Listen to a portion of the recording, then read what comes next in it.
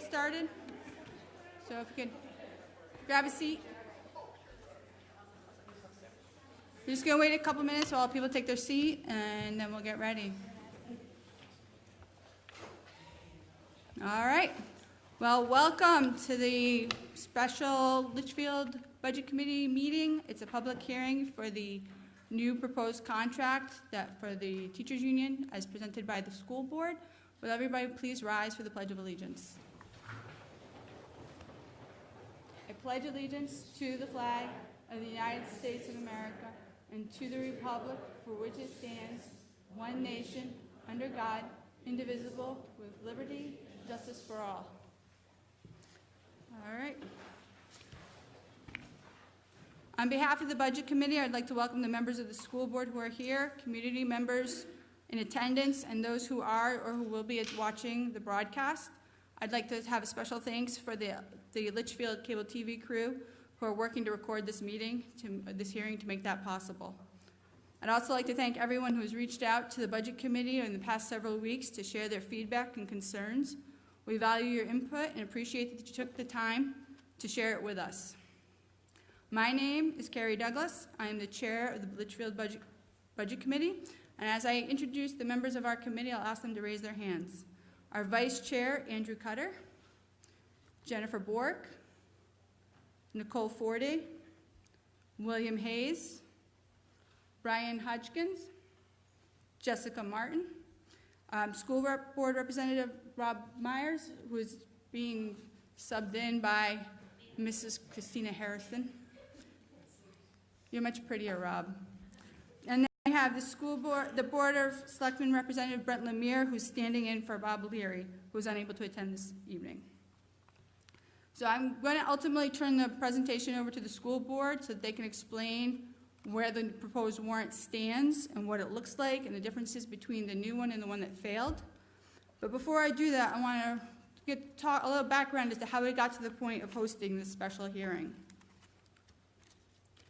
The Budget Committee reviewed the original contract proposal in December of 2018.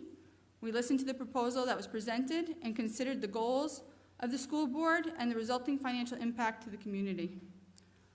For many years, the Budget Committee has encouraged both the Board of Selectmen and the school board to reduce the long-term costs associated with contracts, the exposure resulting from various items within them. And we have actually achieved progress toward this goal. Since we have traditionally seen sizable increases associated with health insurance, the boards have been working towards reducing the taxpayer contribution to employee health insurance.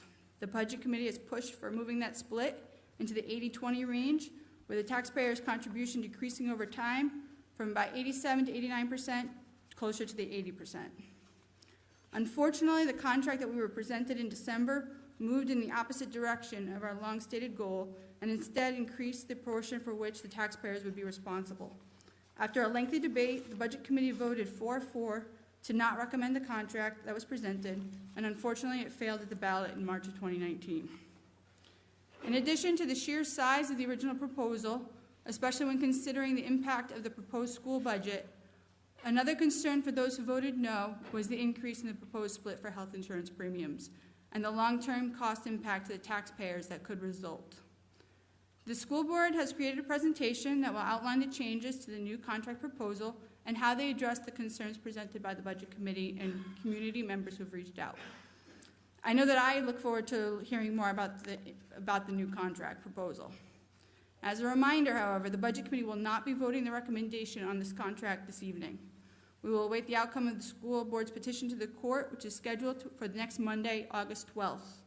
If the school board is authorized to proceed with the special election, the Budget Committee will vote its recommendation on the contract proposal at our next regularly scheduled meeting, which will be held at Town Hall on Thursday, August 22nd at 7 p.m.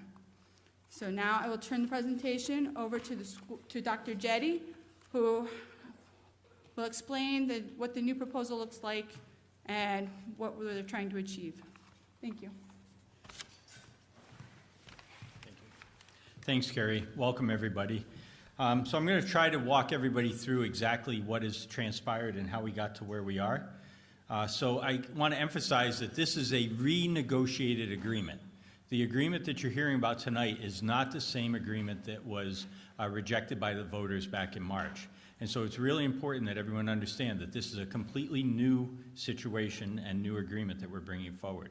In fact, after the last failed agreement, the board spent considerable time reflecting and reviewing what the factors were that led to that being voted down, and really tried to internalize that and understand what occurred with the vote. I'm sure the teachers did exactly the same thing. And then we established a shared concern about what impact a failed agreement was going to have on our teachers, what impact it would have on school morale, and what impact it would have on our students. And nobody felt very good about the situation going forward without an agreement in place. So we then met with the team from LEA, so this is school board, and the Teachers Association met to see if any common ground could be identified given the fact that the agreement had failed. And we then, after identifying some common ground, entered into some pretty hard negotiations in order to achieve an agreement that would help to attract and retain quality staff going forward. So it was really a very a detailed and hard-fought negotiation session that resulted in, it was really right in the closing days of school that we were able to reach a tentative agreement. And I want to come right out of the gate by letting you know that the new agreement costs $260,377 less than the agreement that failed in March. So again, when I talk about hard negotiations, that's what the parties had to do in order to come up with something that we felt we could bring forward to the voters. A reminder of the March agreement, you can see the 3-year costs, and it totaled up to $1.1 million. So that was the 3-year agreement that failed in March. We now have reduced the $260,377 out of that. So it's a 23.35% reduction in the cost of the agreement that we're hoping to bring forward. And so you can see that the new 3-year agreement is for $854,737. So it was really working together that the team shaved over $250,000 from the original failed agreement to come up with something that would be a 3-year deal and help us going forward. The LEA negotiation team that came back to the table was the same one that negotiated the original agreement, and the Litchfield School District team was the same, with one addition. We had our business administrator, Corey Isbicki, join us because it was really crunching numbers fast and furious, and so we needed somebody with good spreadsheet abilities to help us make sure we got that done. So there were 2 goals that we brought into this negotiation. Goal number 1, to attract and retain excellent teachers, and then goal number 2, to change over to a consumer-driven healthcare plan. And as Carrie pointed out in her opening comments, getting a handle on insurance costs has been something that the Budget Committee has emphasized over and over with the school board. And so the school board has been very clear with teachers in negotiating that we really need to look at that shift in healthcare plans. And we'll get to how those savings are going to be delivered with this agreement. So goal 1, though, is to attract and retain excellent teachers. And one thing to point out, I know that there are parents here tonight who are concerned about teachers that are leaving the Litchfield School District and going to other school districts. And we're hearing about teachers who are receiving a $10,000 raise by going to another district, right? So it's not just the loss of a teacher, because that teacher is taking with them the professional development that we have provided to them, investing in them and helping them to become a better teacher, and then they take that professional development dollar, coursework, workshops, and they bring it to another district. It's a loss not only in the person, but also in the financial investment that we've made in that individual. We are mentoring our teachers, so we're taking the excellent mentoring that they've been provided as they take that to another district, and then we're having to provide it to the new person who's coming in order to make sure that they're off to a good start. It's a loss that can't be made up. College credits. College courses are not inexpensive, and so they're taking those credits and going to another district with them. Our teachers invest a tremendous amount of personal investment into their classrooms. So there are all sorts of personal materials that are in the classrooms that our teachers have brought in. Those also leave the district with them. They're not district materials, so the individual teacher is able to bring them to another place. We can never make up the loss of knowledge of curriculum, in particular what we're trying to do in Litchfield and the way we're trying to make sure. We've recently done an analysis, and over 60% of the students are ours from kindergarten through graduation. They stay in our system. We are a district where students come and stay, and so anytime that a teacher understands exactly what the curriculum continuum looks like, that's important. What the programs look like, what the materials look like, and when they take that knowledge and go to another district, it's a loss that can't be made up.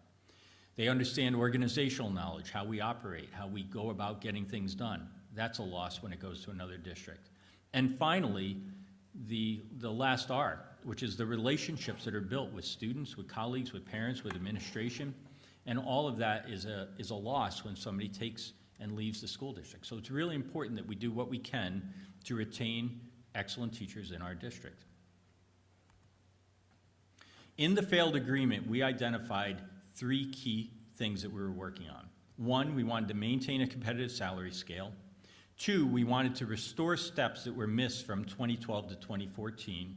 And 3, we wanted to increase longevity payments for our most experienced teachers. But the voters said no to this. The $1.1 million was too expensive. So now, in a slightly brighter blue optimistic screen, we're showing that the new agreement comes at these things a little bit differently. We still want to maintain a competitive salary scale. We put money into providing a cost of living increase to all of our teachers so that all teachers would benefit. And we made a slight increase in longevity payments. So we really scaled back the longevity payment and put only a slight amount into that increase. So let's talk about maintaining a competitive salary scale. So we want to ensure that we can hire new teachers competitively and that we can retain our existing teachers so that they're not going to other districts for large raises. First thing that's important is that everybody understand what we mean when we say a step. Basically, we hire teachers right out of college at step 1 bachelor's degree, and you can see the dollar amount that's associated with it. And then each year, they make a raise or an increase up to step 15. Now, you can see where that tops out. So we pay attention to our starting rate, we pay attention to our top rate, and we pay attention to a couple of other points along the way. And keep in mind that a step is typically a year, so that's one way to think about it. But there are also 6 different lanes, depending on whether a person has a bachelor's degree or a master's degree, and then credits that they've earned along the way toward other degrees. So there are actually 6 lanes that look very similar to this. For simplicity, we'll talk just about the bachelor's. So in staying competitive with this agreement, we're proposing to increase our starting salary from the current $39,303 by the end of this agreement up to $40,997. I can tell you that when we've been interviewing people this summer, they're being interviewed in other jobs. The state just put out today a list of all the critical shortage areas, and there are a lot of teaching assignments that are now on the critical shortage list. So we have to be competitive because we hear from teachers, I'm going to decline your offer because I got a $500 increase in another district. And there's nothing I can do about that. I mean, they're going to make more money somewhere else. And so we have to go on to the next candidate and try to find somebody. But with the critical shortage list, there's not always a next candidate, and that's important that the public understand. So this effort is to keep us competitive with our neighboring districts going forward. The second thing that we wanted to do was to provide cost of living increases to help retain our staff. So in year 1, we took the salary steps and we added a 1% cost of living. In year 2, we've added a 1.5% cost of living. And in year 3, we've added a 1.75% cost of living.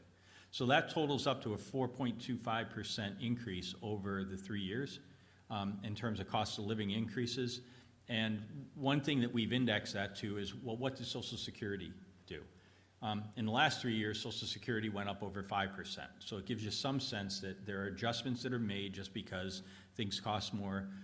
And so this is one way that we honor that with our salary schedule. When we add up both the adjustments to the salary scales and the COLAs, you can find that the total costs are mostly attributed to those things. Okay, so these show out of that overall cost that most of it is coming from steps and cost of living. I also mentioned that we've added to the longevity stipends, and so that you can see that basically after you reach year 15, you would be sort of stuck on that step unless there was some sort of a cost of living increase or a cost of living increase that came along or a longevity stipend. Somebody who's been with us for 15 to 19 years, with at least the last 5 years teaching in Litchfield, in year 3 of this agreement, there's a $90 adjustment to the cost of to the longevity stipend. So I want to contrast that to the failed offer. The failed offer had a $1,000 increase. This has a $90 increase in the year 3. So it's a big reduction in the amount of money that is going toward the longevity, but it was a compromise in order to get us to an agreement. And so instead of getting $1,500, somebody will get $1,590, or instead of getting $2,500 after 20 years with the district, they would get $2,590. The total cost of that over the 3 years is $55,224. So a small amount compared to the big amount that this is costing. Goal 2. So we want to move to a better use of our healthcare dollars by shifting to a consumer-driven plan, and this was a big goal of the school board. So basically, going forward, because we had to offer contracts to teachers, and so in a status quo environment, we offered the green and the red plans that have been offered for the last several years to our teachers. So even if this is passed retroactively by voters, we're going to stick with the green and the red plans going into the next school year. So there's no changes to the cost, and the share percentages remain at 82% of the district and 18% of the individual, or if you're on red, it's an 83-17 split, okay? However, the year after, so years 2 and 3 of this agreement, we will be introducing the yellow and the orange plans, which are the consumer-driven plans offered by School Care. We have changed the percentages to show declining costs, because one of the things that we heard out of the gate with this offer was that there was not enough of an insurance savings. And so in the first year that it's offered, the yellow plan would be split at 88-12, and in the second year it would be split at 87-13. So it starts to tip toward the school district in terms of the cost share amount. But we just feel that right now the biggest bang for the buck is going to come from introducing this plan and having our employees interact with their insurance differently. And so we believe that that's going to produce even more cost savings than what the charts are going to show. But there is, in fact, a declining amount that is being paid by the district if you look at this chart. What does that mean? How does it translate? So the green plan, which is the current plan, basically has no deductible, and it has a $30 copay every time somebody goes to the doctor. You can see the premium is $9,945. That's for a single insurance plan, and the employer is paying 82% of that. So the cost to the district is $8,155.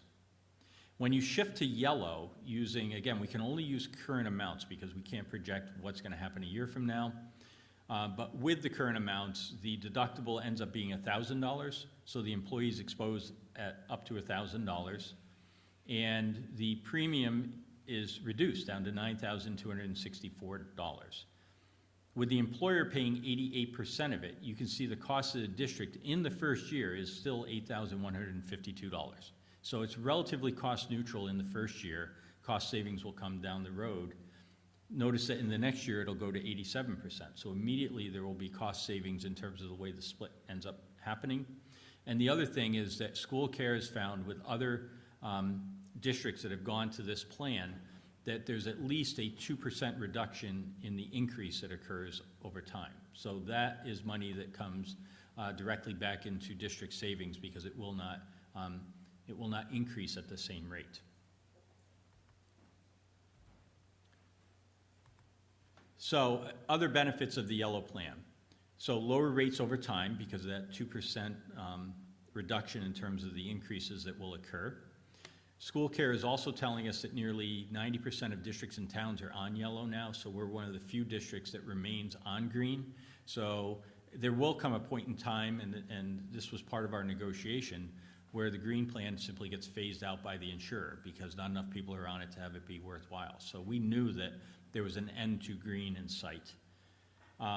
There are incentives that come along for healthy lifestyle choices, which help to drive down insurance costs. It gives better control over the healthcare dollars to the individual consumer, so the individual teacher. And finally, the Cadillac tax, which you can read what you want about the Cadillac tax. It's been on the books, off the books. I don't know where it is on the books, but it was slated to go into effect in 2022. And it's something that districts across the state have been bargaining around, because that's a tax that would be borne really by the taxpayers if we didn't come up with some way to shift away. And the yellow plan will keep us out of the Cadillac tax business. So insurance savings, in the first year, we're projecting $511. And then you can see that it goes up in years 2 and year 3. And so in total, there's about a $21,000 cost savings that is taking place with insurance by current projections. This is far better than the escalator that we've been on, where insurance costs each year have just gone up and up and up. So this is at least showing that there's a cost reduction to take place over time. So, in summarizing the $854,000 agreement, a reminder that it's over $250,000 less. This is why the board was confident that asking the courts for a special meeting and making the case why an emergency situation exists is something that the board voted unanimously to happen. And part of it is that we're bringing forward an agreement that costs this much less, and we feel the voters can rally behind and get behind this. In the first year, it's a step plus 1% with insurance savings. In the second year, it's a step plus 1.5% with insurance savings. And in the third year, it's a step plus 1.75% cost of living, and then more insurance savings. So overall, this is showing exactly what we've been asked to do, which is to deliver insurance savings each year of the agreement. I want to just emphasize, because Carrie in her opening comment talked about the 80-20 marker. You know, we're not there yet, but we're at least moving in the right direction. We're containing insurance costs. We did it by bringing in an insurance plan by keeping it relatively cost neutral in the first year, and then showing less of an escalator going forward. This gets us to year 3. It allows our employees an opportunity to get accustomed to a new plan, to get a sense of what it means, to understand how to operate within it. It gives the board an opportunity to see what costs really will be, and then we can assess further negotiations down the road. So if somebody's saying this doesn't get to 80-20, I would say not yet, but there's still a future of that. And remember, it takes 2 parties in order to negotiate that. So right now, it's containing costs and delivering insurance savings each year, and that's really important. A few other things, because it's not just about the money. In the contract, there is a school opening date language that allows us to begin school on a more regular basis relative to Labor Day. There's a defined work day, which will better control when our employees have to report and leave work, and that'll just make sure that we've got windows on each end of the day when teachers can be available to students and parents. We are reviewing our co-curricular stipends and making sure that we're being fair and equitable with those, so that there's language in here that allows that to occur. And we have more flexibility with the 186 days that are in the work year. So we think that the contract has some other good language that will help us to become an even better district and keep making progress. So what does the warrant article look like? So what we're asking the judge to do is to allow us to put this question in front of the voters. And it's basically the dollar amounts that we've talked about, and then raising and appropriating the first year costs. So you don't add 256 twice. It's still an $854,000 warrant article, but then you have to raise and appropriate the first year costs. So that's why 256 appears in the second paragraph there, or the bottom half of the paragraph. You can see the estimated tax impact is about 28 cents. That's an estimate at this point. There's a lot of question relative to exactly how that will occur, but 28 cents is what we're estimating. So on a $300,000 house, we've got it about $85, so that people understand how that would play out. And you will notice that right now the board has not yet voted on this. I would venture to guess I know how they're going to vote, but they obviously are very supportive of this agreement. And then the Budget Committee will have a vote on whether this is a fiscally responsible proposal also. So keep in mind, again, we invest a ton in our teachers on PD, on professional development, on workshops, conferences, courses that they take, mentoring, and just supporting them across the board. And remember, our teachers also invest in Litchfield. They invest in our students, in our schools. by providing hours outside of a workday. Anybody who thinks an 8-hour workday is all that teachers do, you've never been with a teacher on weekends when they're grading papers and planning lessons, because it goes well outside of the workday. They make purchases for the classroom and invest in their own materials to help students. They're available at school events. They're communicating with parents, and especially with devices in our pockets today. Communicating with parents is something that is done outside of the regular hours. They're building up relationships with their colleagues, and they're volunteering in our community. So it's really key ways that our teachers become part of Litchfield.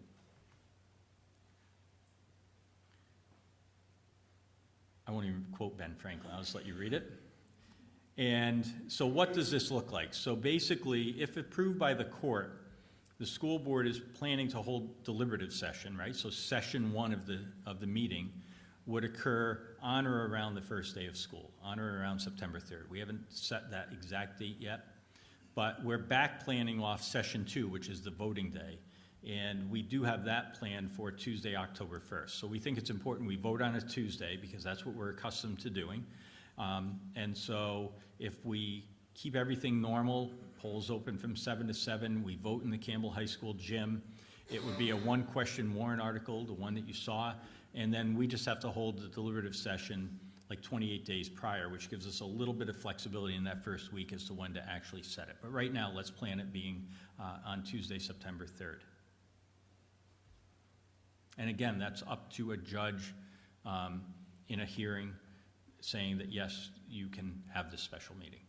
So that is my overview. Those are the numbers. I'm sure we can answer questions that might come along, or if the Budget Committee has them for us. Thank you.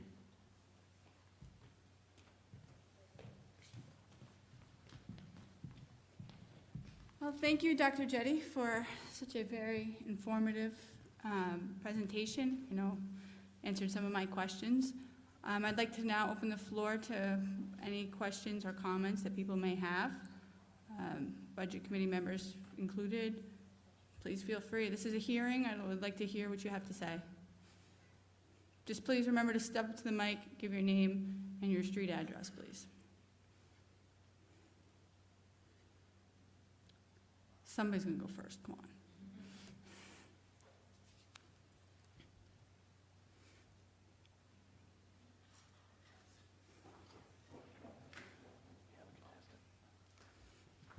Good evening. First of all, I want to thank everybody that's been part of this process.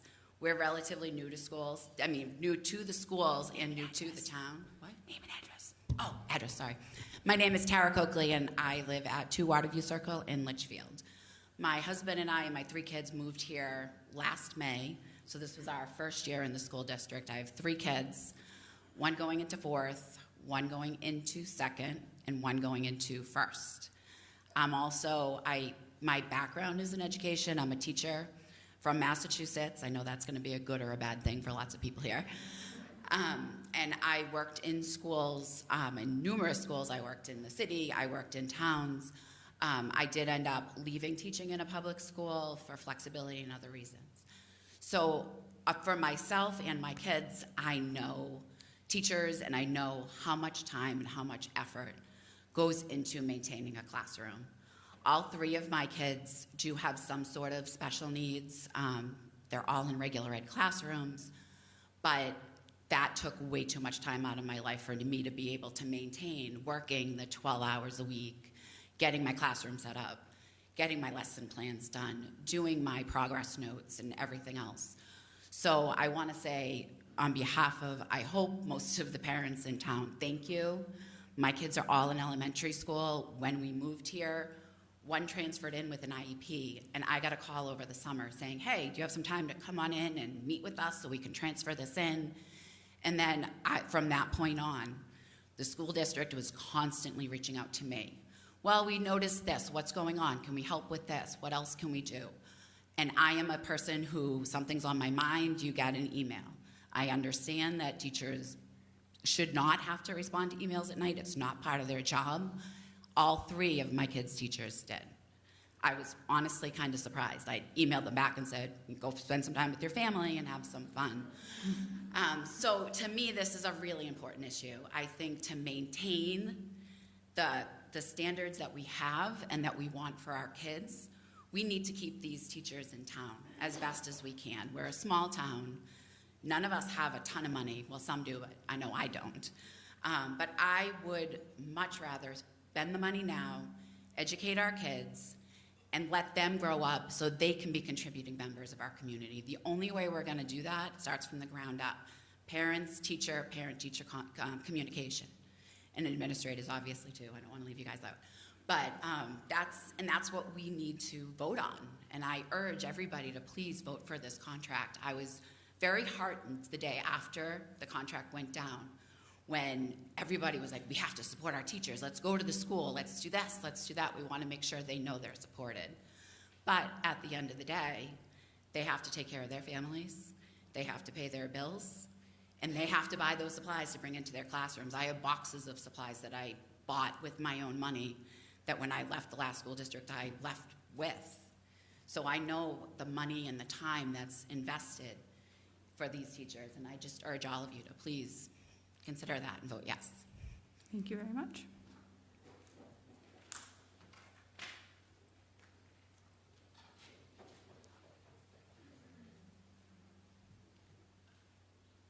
Susan Seabrook, 33 James Way. I work in the school as the nurse, and I'm privileged to be part of the Litchfield Education Association Union.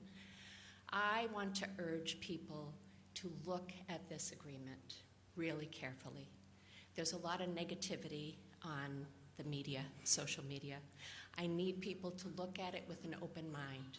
We already know that many staff, especially from the high school, have left, and people are upset about it. Look at this with an open mind. It's a different agreement. The last one failed. This one should pass. Thank you.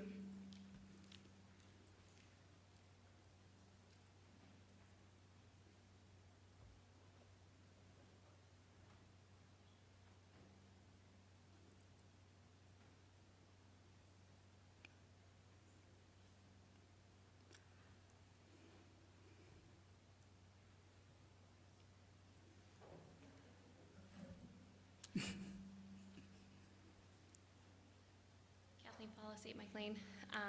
I also work in the schools. I also have 2 kids in the school district. I can tell you that approximately a third of my daughter's schedule has changed because of the teachers who have left up at Kimball High School. I recognize that some of them aren't necessarily all due to budget reasons, but I think the third of hers that have are due to the contract not passing.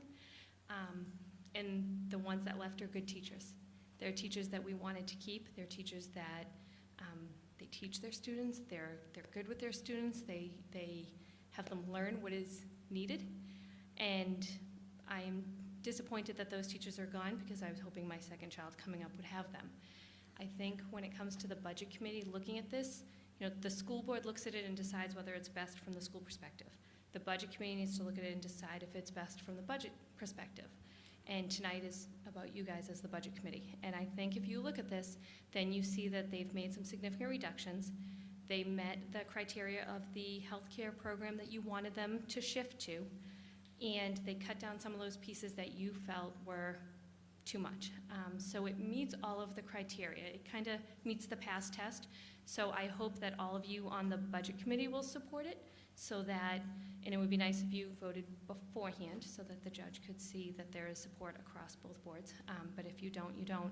But I would hope that if the judge approves it, then you will then approve it and also support it. Because in the end, if you wait another year, then you have a whole other round of teachers that are saying, is it really worth it to stay and risk this? Is it worth falling another year behind? Many of us are 3 steps behind. So we can go to the same pay scale or similar pay scale, but still get a significant raise because we've been passed over 3 times on step raises. And that's where there's a huge difference. It's not that your teachers are looking to make this huge score and become wealthy off of the Litchfield district. It's that they're losing ground with each contract that doesn't pass. And I think that's where the importance comes from, where a special election is considered warranted. So I hope that you look at all those aspects and vote and support it. Thank you.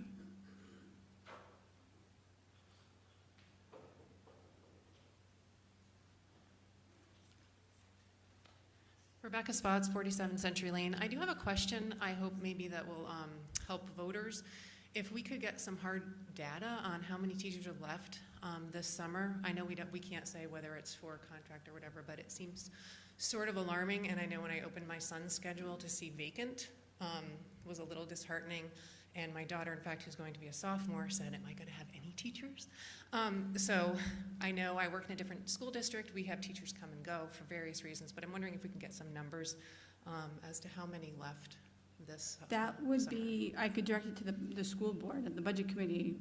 Right, no. That's outside our, if, They're right there. would one of the gentlemen from the school board or superintendent have that information? I'd be happy to hear it. So I don't have those numbers in front of us. The last time we looked at it, it actually was not that much higher than what we've seen in previous years. But we'll pull those numbers and we'll have them for the school board at their next meeting on August 21st. So we'll make sure that we have that. The thing that is different is that people are tying it back to the loss of a contract, which they haven't in the past because contracts were in place. So we are hearing that that's one reason that people are leaving, and then they are receiving fairly substantial increases when they go to another district, like $10,000 more a year. And so those are numbers that we're hearing currently, but I'm not sure that the number is actually any higher than it has been, but we'll have those, in fact, for the next meeting. Thank you.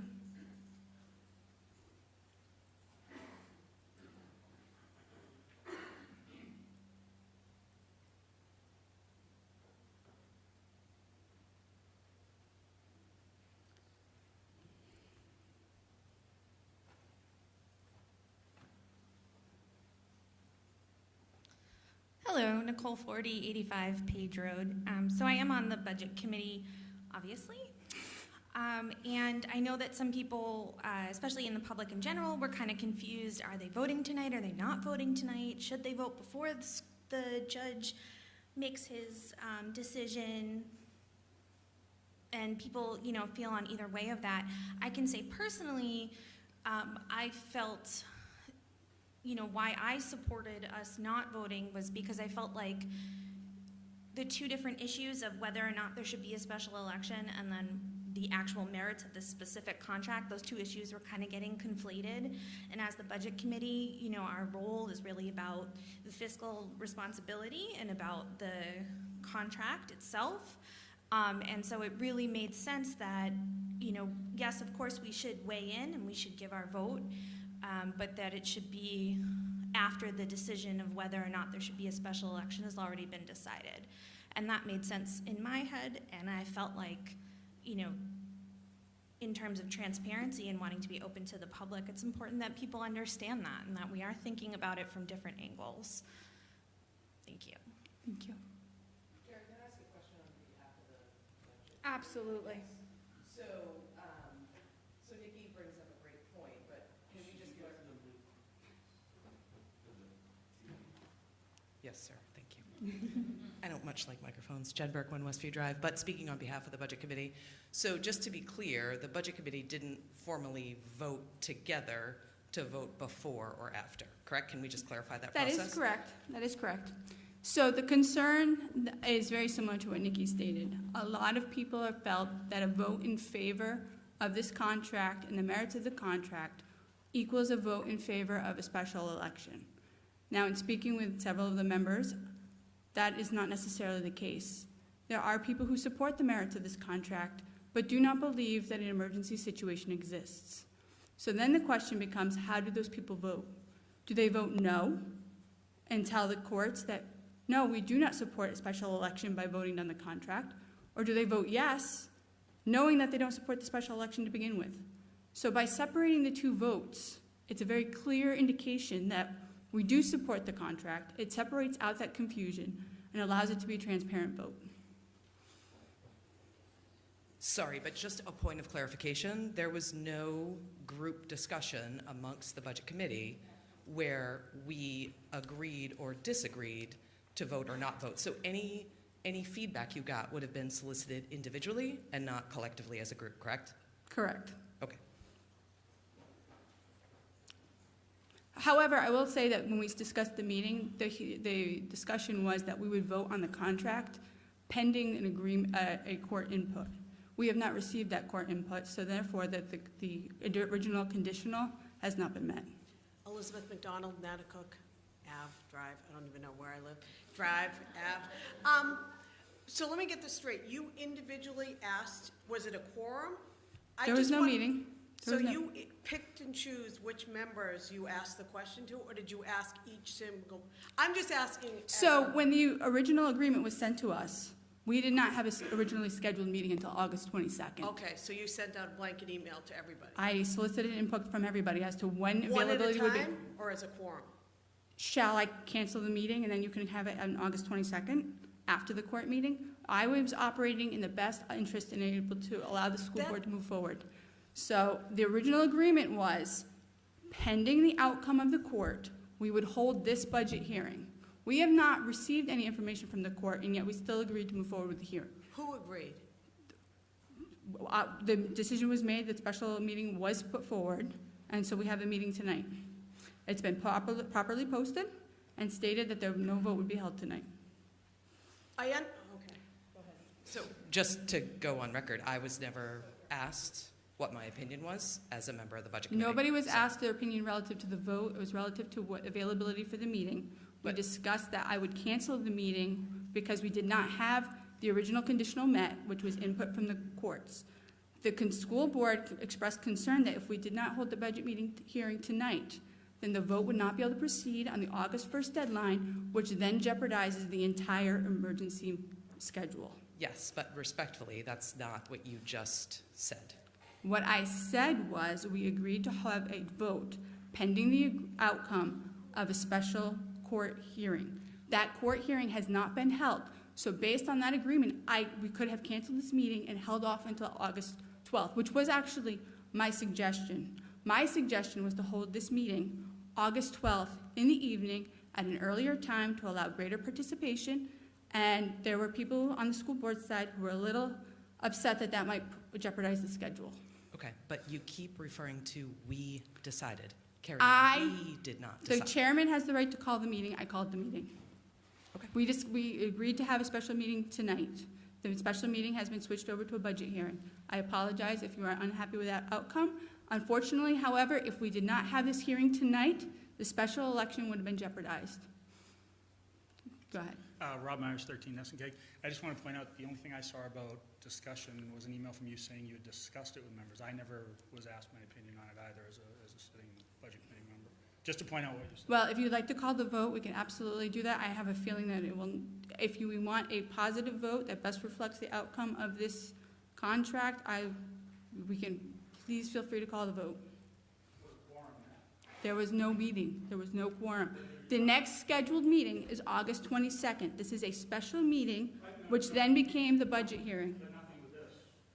No, there was no meeting discussed. The chairman, by the bylaws, has the right to call a meeting and to call a vote. I chose to not call the vote. The email I have from you saying that you discussed it with members was quorum met, how many members did you speak with? Could you please read the email? What email did I send? I have discussed individually with some people who expressed concerns with no meeting. People have the right to email me, and I have the right to email them back. There was no meeting. As the chairman, I have the right to call a meeting and to call a vote. I called the meeting. I opted to not call the vote.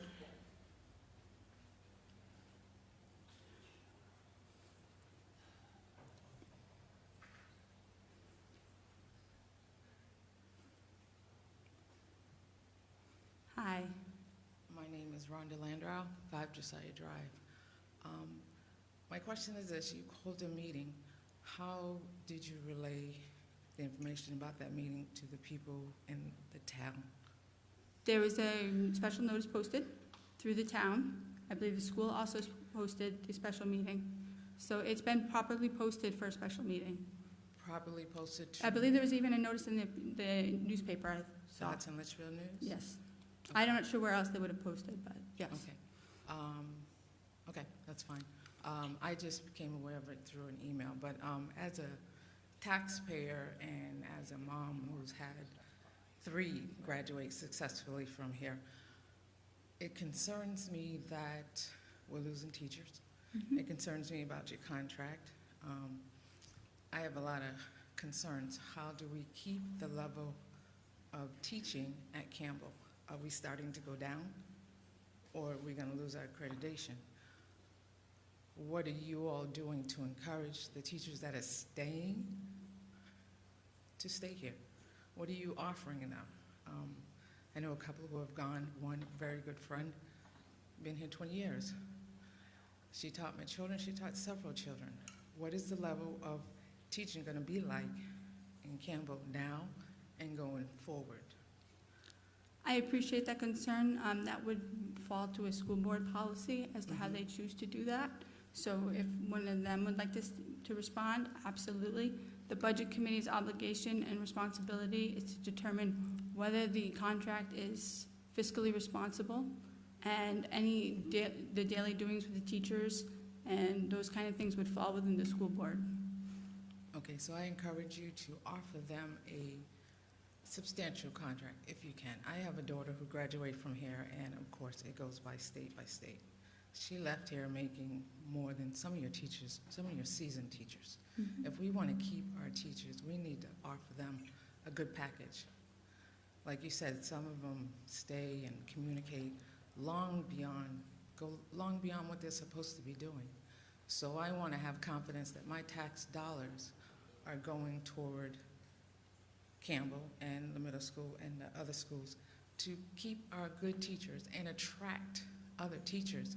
If we're not giving them a good package, we're not giving them good health care, we're not giving them confidence that we will stand behind you, whether you're first year, second year, third year, what have you, how can we attract teachers Absolutely and have them appreciate. stay here? I So I just appreciate ask you to just keep that in mind, Mhm. because you're an employer and you want your employees to be happy. You want your employees to know that you care about them, that you will go to bat for them and not play tit-tat politics and so forth. That's not what our tax dollars are going forward. So all I do is encourage you to do the best you can and just keep that in mind, that they have to provide for their families. And we know the budgets, and you can't offer them what a Wyndham or Hollis or something, but give them something substantial to know their worth, because some of them are great teachers and they go above and beyond, and they deserve to be treated as so. Thank you very much.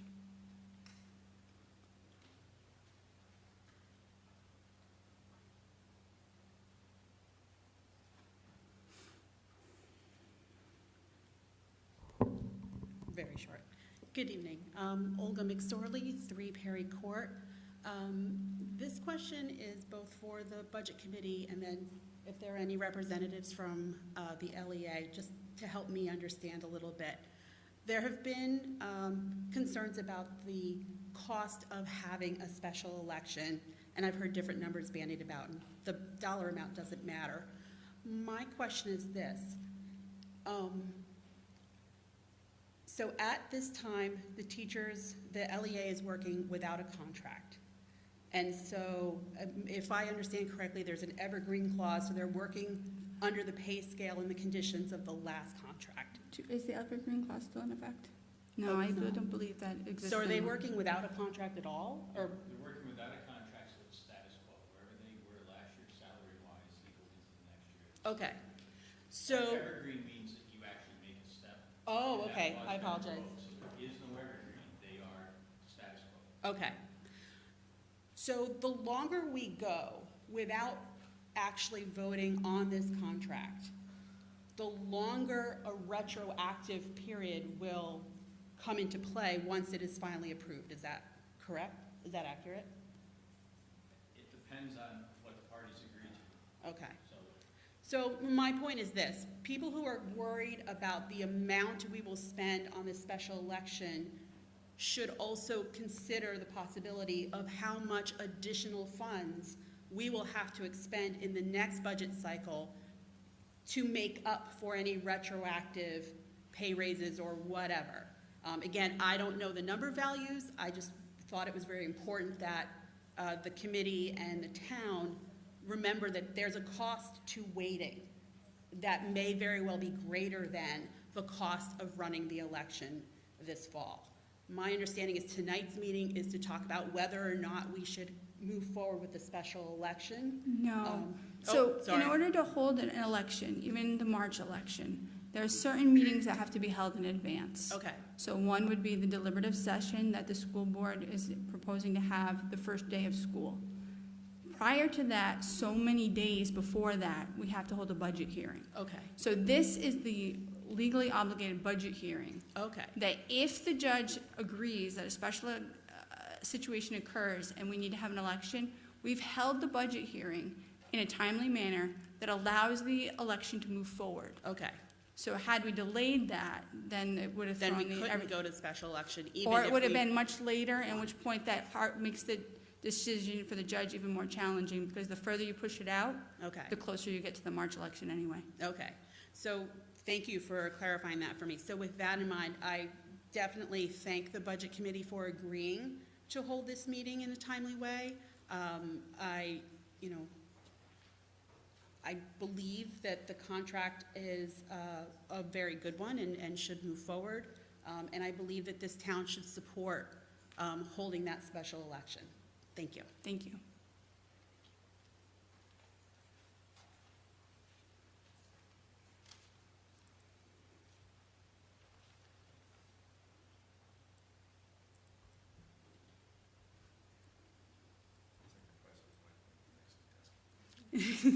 Oh, I've worked on my ability to just wait people out. Feel free. No one, we want to hear from you. Please feel free to share your input. That helps us to make better choices and decisions. So.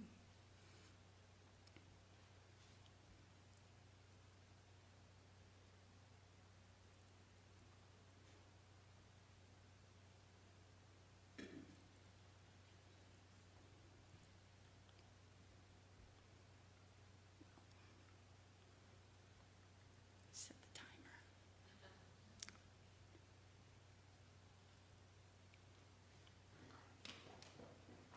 Tara Hirschberger, 3 Natticook. If this is an opportunity to ask questions, I really feel like the Budget Committee should be asking questions to the school board about the questions that they have. Even if they're not voting tonight, I think you should all be active in asking questions. I think that's a valid point. If any, it is a budget hearing for the community, but it is also an opportunity if you, the voting members of the Budget Committee, do have any questions. We have the people to answer the questions in the room, and the meeting's scheduled for a couple more weeks, so. Hi, Nicole 40, 85 Page Road. I do appreciate that, but we also, almost all of this information was provided to us quite a number of weeks ago. I mean, back at our last meeting at the end of June. Yep. So we have had the majority of this information for some time. It's not like we're just seeing this for the first time. And so, but I also just want to clarify, I mean, typically for a budget hearing, you know, the school board is up on stage, we're all up on stage. Just out of fairness to Carrie, I think you're doing an amazing job up there. It's kind of almost been like just firing them at you. And that's not typically how it goes. So I just want to say, you know, we're all trying to figure this out together. We're trying to make sure we're abiding by all the necessary laws and procedures. There's competing, you know, different priorities. At the end of the day, we all want, you know, we're all here for Litchfield, right? I mean, people on the Budget Committee, right? We're not here because we're making tons of money for it, right? In fact, we make this much. The Budget Committee has no budget, okay? You know, people on the school board, I know you guys get a little bit, but not that much, right? We're in here because we care about this town. We all do. We might have differences of opinion, but that doesn't mean that we're against the children or for this or against that or whatever it may be, okay? Like, we're here because we're primarily volunteer, and we do care. We definitely do care about this. And there are, you know, passions on either side. And I think, Carrie, you did a good job of trying to explain, you know, this particular meeting as far as the budget hearing. I think it was difficult to get accurate information out to the public at large that isn't as familiar with the policies and procedures. But this is also, you know, a different animal than many of us have dealt with before. And so I do think that, you know, the majority of people have the best interests at heart, and we're going about it the best way that we can without a map. Thank you, Nicole. And I will say that this is the first special election I can recall being a member of. So if there are mistakes being made, I apologize. We're all figuring it out as we go. This is a new situation and not one that I anticipated actually being in. Heck, my kid's birthday's in 2 days. I will tell you how much time I've spent working on that. Spent a lot more time working on this, trying to figure it out, because we do care about this community, we do care about the teachers, and we do want to make sure that everybody's interests are represented and make the best decisions we make. And if, again, we're in uncharted territory. I apologize for any mistakes that have been made along the way. I'm human, and mistakes will be made. But please just think that, or hope at least, that those decisions have been made in the best interest of the community, to the best of my knowledge, at that time.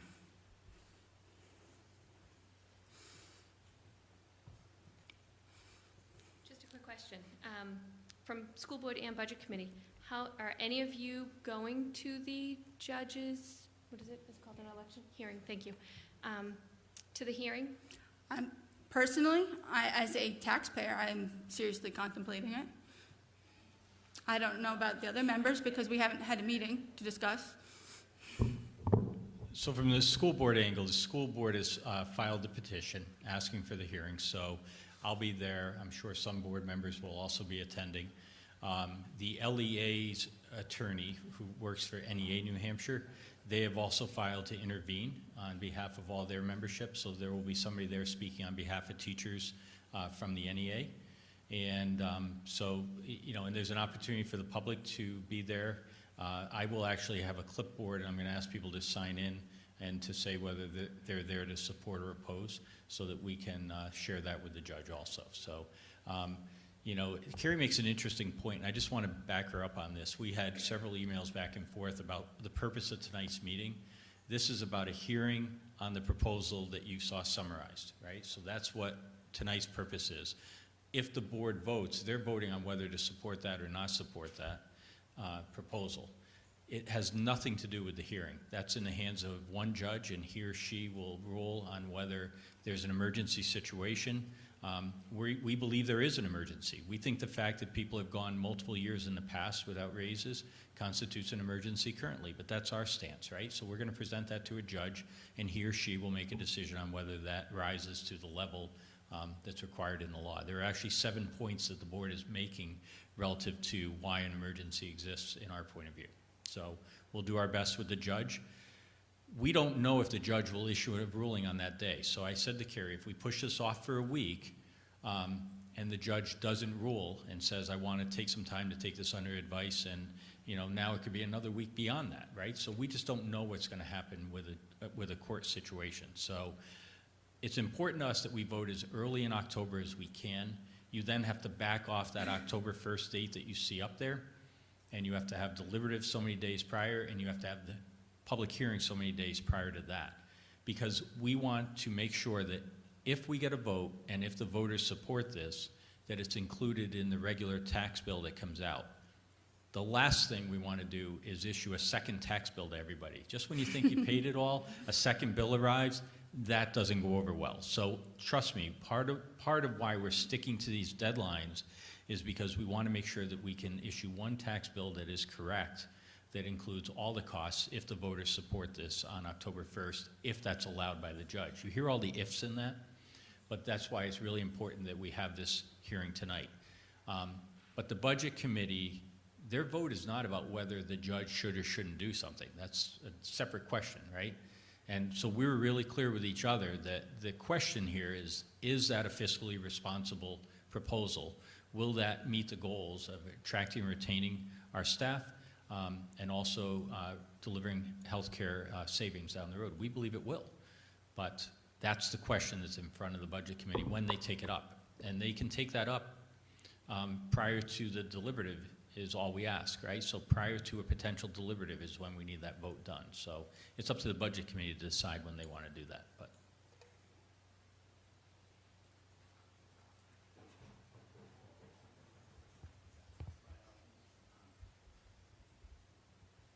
Speak loud. So the 28 cents for the first year, does that carry on? Like, how does that work for the next 2 years? Is it adding on to that? Or so we're talking $85 the first year, then the next year, is that gonna be 85 as well, or is it gonna go up, down? Well, you have to continue to fund that raise. Right, So once that's it's 85 given. the first year, then the next Right. year, you're gonna get another, you know, So it'd be the another- 28 plus, I think, 32 cents or 33 cents. Plus then on the third year, it'll be another 32 to 33 So after the cents. 3 years, you're looking more in the 200 plus range. Yes. Okay.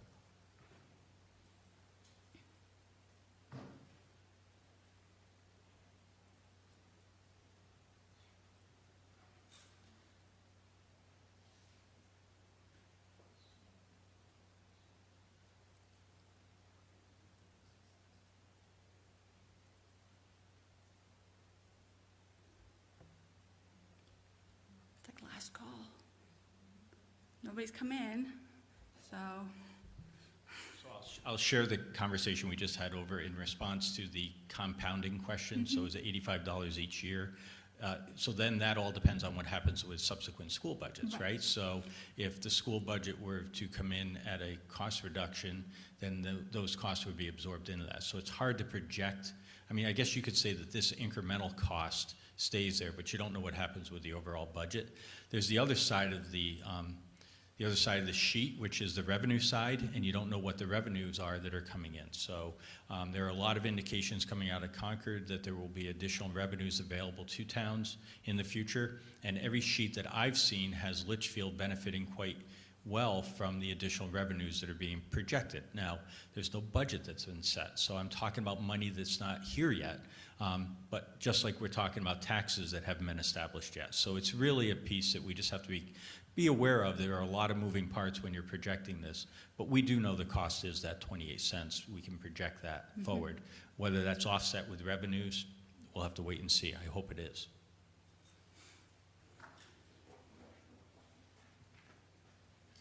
I just have one more quick question. Tara Coakley, 2 Waterview Circle.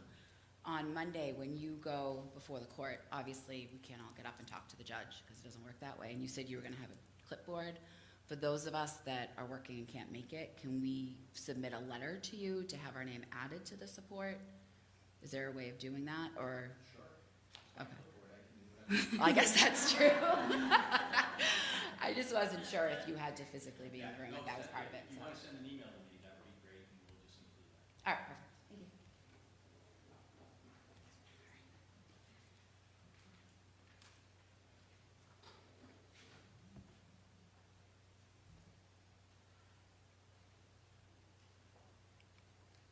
I'll give you a minute, and then I'm gonna make closing statements.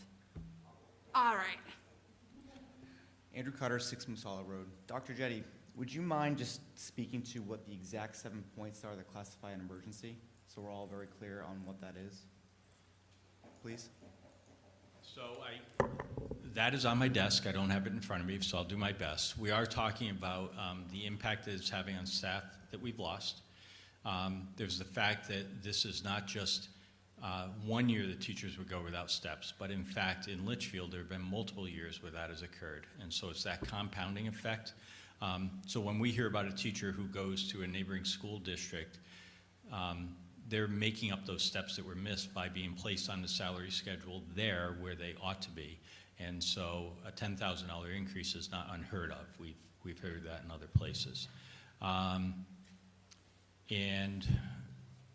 So honestly, the rest of the 7 points I don't have in front of me. I can get those to the budget committee if that's something that you wish to have. But it's a case that we're laying out relative to. Oh, you know, there is another point, and that is relative to misinformation. So we've kept track of all of the misinformation that was being shared on social media about the agreement that failed back in March, because the vote was, believe it or not, there was 116 people who skipped the question. 116 people didn't even vote for or against the teachers' agreement. And we're trying to figure out what that means. And we do know that there was a lot of misinformation being cast on social media, whether it's what's up Litchfield or what's not up in Litchfield. Wherever you're reading your information, there were bogeys that were being thrown by people. And so that contributed, we think, to some of the uncertainty that people had relative to the vote. So all of that factors into explaining why we feel there is an emergency situation that exists. And I can get you the exact points.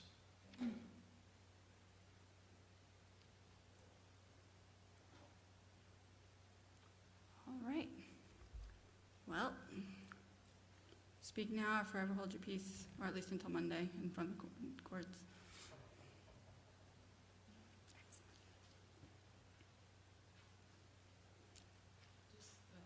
Rhonda Landroff, 5 Josiah, just for information purposes, can you, because I no longer have children in the school system.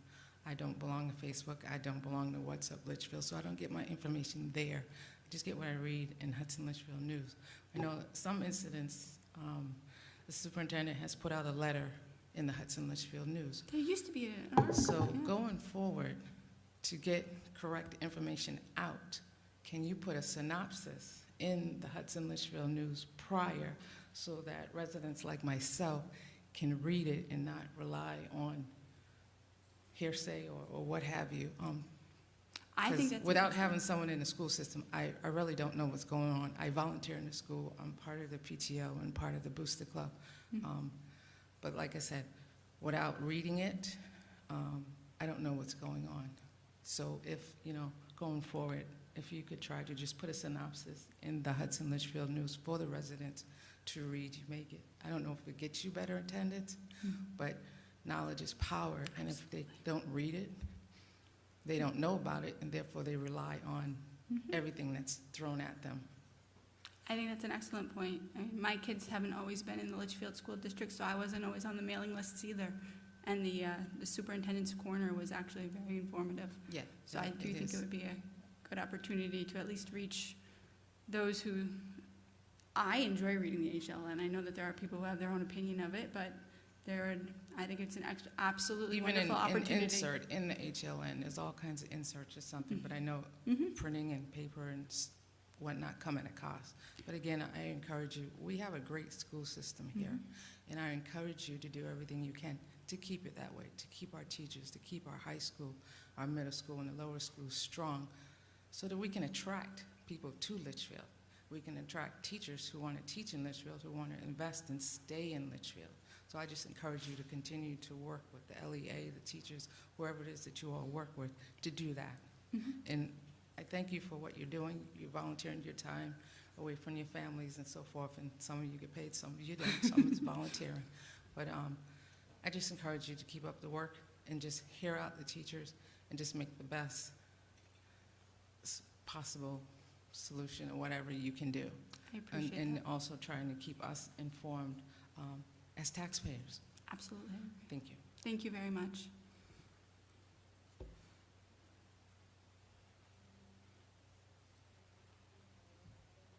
All right. Well, I think, so as a reminder, the court hearing will be next Monday. Was it 2:30, 12:30? 1 o'clock in Nashua.